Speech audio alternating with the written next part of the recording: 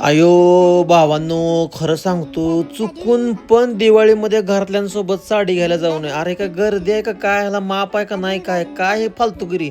म्हणलं बसा माझ्या फर्निचरमध्ये, म्हणे फर्निचर आहे म्हणलं सोळा फर्निचरचा विषय, चला तुम्हाला घेऊन तो फर्निचर बघायला. आणि भावानं सातारामध्ये आपण आलो आणि इथं 100 एक फर्निचर होते बरं का. मी म्हणलेलं ना आधीच की घ्यायचं कायच नाही, फक्त टाइमपास करायचा, वेळ काढायचा, नुसतं बघायचं.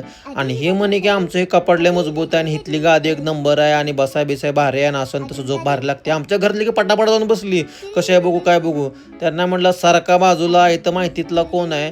डायरेक्ट भावनं 3 तास झोपून घेतलं. होय 3 तास झोपून घेतलं डायरेक्ट. मग निर्लज जगत तर निर्लज जगत. घरातले म्हणले उठ आता जायचं का. मी म्हटलं नाही नाही थांबा थांबा, ही त्यांच्या झोक्यामध्ये काय तर फॉल्ट वाटतोय.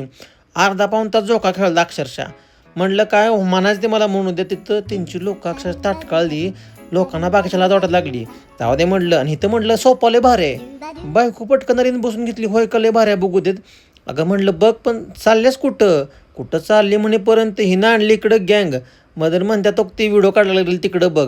आणि सगळं माहिती आहे त्यांना, मी सगळं ट्रेन केलं मित्रांनो. आणि ही काय म्हणलं नांग्या पुंग्या तुम्ही लावले ते वस्तू नाही म्हणे सर शोपीस आहे. अहो शोपीस आहे म्हणलं काय आब्रो काढता का, पाहुणे रावळेला घरात काय म्हणतील म्हटलं.